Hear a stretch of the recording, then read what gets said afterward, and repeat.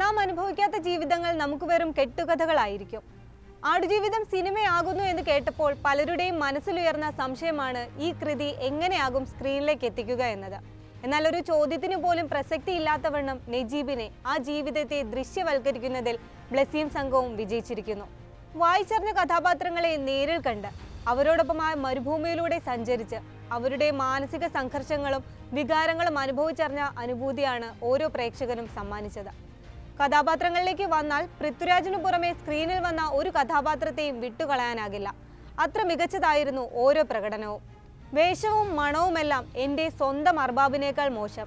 ബെന്യാമിൻ നോവലിൽ പരിചയപ്പെടുത്തുന്ന ഈ ജൂനിയർ അർബാബായി സിനിമയിലെത്തുന്നത് കഴിഞ്ഞ 44 വർഷമായി UAE-യിലുള്ള സുഡാൻ പൗരനായ നടൻ റിക് അബെയാണ്. ദുബായിൽ സിനിമയുടെ ആദ്യ പ്രദർശനത്തിന് ശേഷം റിക് അബെ മാധ്യമങ്ങളോട് സംസാരിക്കവേ ഒരു പ്രധാനപ്പെട്ട കാര്യം പറഞ്ഞിരുന്നു. ആടുജീവിതത്തിലെ നജീബ് അനുഭവിച്ച ക്രൂരതകളുടെ പേരിൽ ഒരു സമൂഹത്തെ മുഴുവൻ കുറ്റപ്പെടുത്തുന്നത് ശരിയല്ല എന്നായിരുന്നു അത്. നജീബിനുണ്ടായ ദുരനുഭവം ആർക്കും സംഭവിക്കാമെന്നും എന്നാൽ നേരിടേണ്ടി വന്ന ആ ക്രൂരതയുടെ പേരിൽ ഒരു സമൂഹത്തെ മുഴുവൻ പഴിക്കാനാവില്ലെന്നും അദ്ദേഹം ഓർമ്മിപ്പിച്ചു.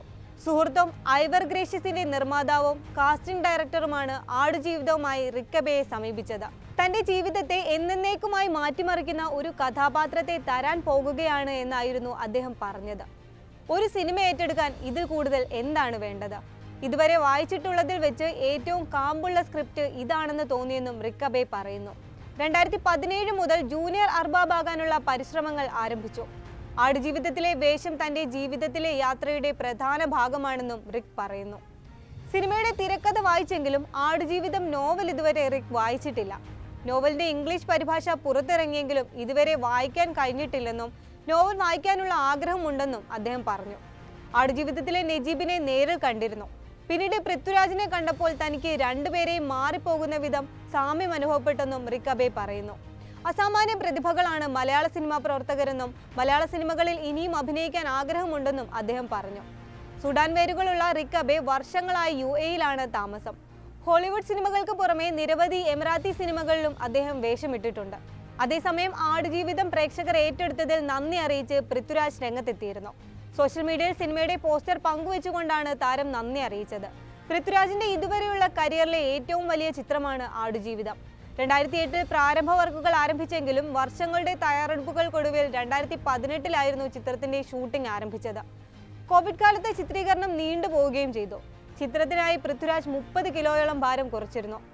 ബ്ലെസ്സി ഒരുക്കിയ ചിത്രത്തിൽ നജീബ് എന്ന നായക കഥാപാത്രമാകാനുള്ള പൃഥ്വിരാജിന്റെ കഠിനാധ്വാനം സിനിമാ പ്രേമികൾക്കിടയിൽ ഏറെ ചർച്ചയായിരുന്നു.